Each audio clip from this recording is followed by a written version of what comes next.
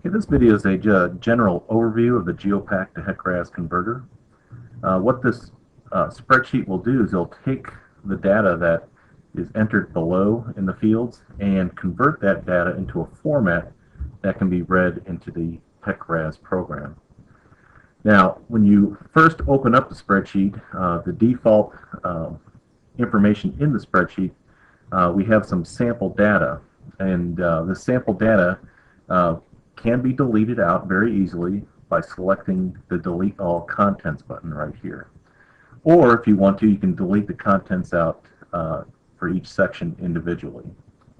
Now, the first section that most people will probably start on is the Streambed section. And if you want more information about the Streambed section, you can get that from the EPG link directly below the header up here. So if we go ahead and click on that, it'll open up the EPG to the section on the Streambed profile. Okay.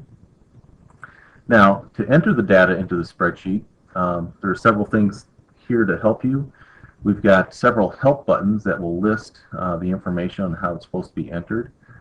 Typically, the data entered into the Streambed section, the first point should be a high point and then go down to a low point. And you can see that in this little help button here.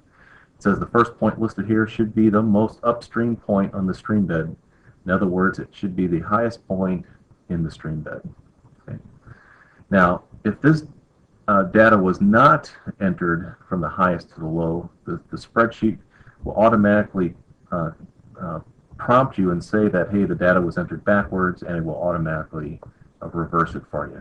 You can also, if the data was placed in there backwards, you can also manually hit the invert streambed contents and they'll reverse the data for you as well. Now, another help area that you can get, or another area that you can get help is right here. We've got a link to a video on how to enter data into the spreadsheet. Also, what you can do with this, once the data is entered, you can visualize the Streambed profile by clicking on this button right here. Go ahead and click on that. You'll get a profile view of the Streambed going from downstream to upstream. Also, there are help buttons around along up here. Talk about what's required for the Streambed. Also, down here where it says Stream ID and Reach ID, there are help buttons as well. Basically, the Stream ID is just the name of the stream, and the Reach ID is the area of the stream that you're working on. And in this case, this is sample data. We have Route 52 going over the Big Tavern River. Okay, the other sections are very similar to this. Again, they all have an EPG help and also how to enter the data into the fields below. What you can also do once you have your data entered, you can visualize the bridge survey sections from a plan view,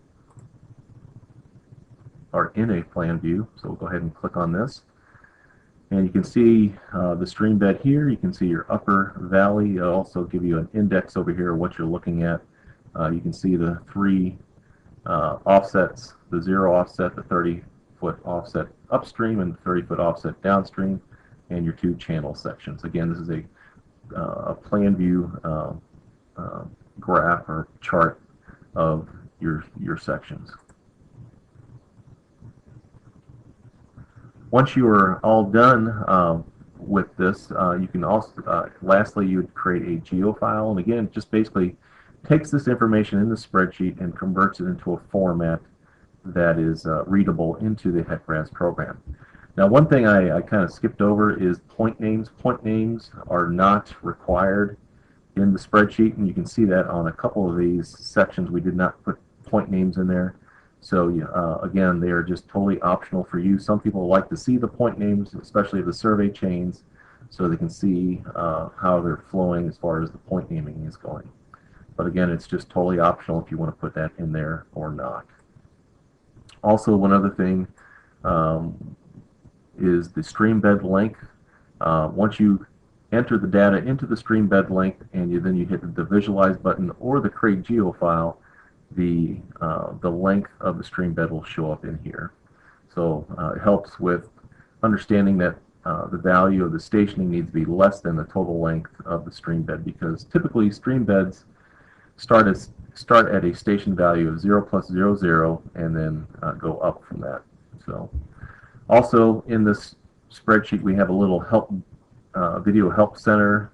Again, this general overview video that I'm making now will be in this section right here, but you can also, it'll tell you how to enter the survey data into the sections. You can also, it'll tell you how to enter the station values for each section, and then how to enter data into the stream bed section as well. Okay, so that's all there is to this general video on the GeoPack to HEC-RAS converter.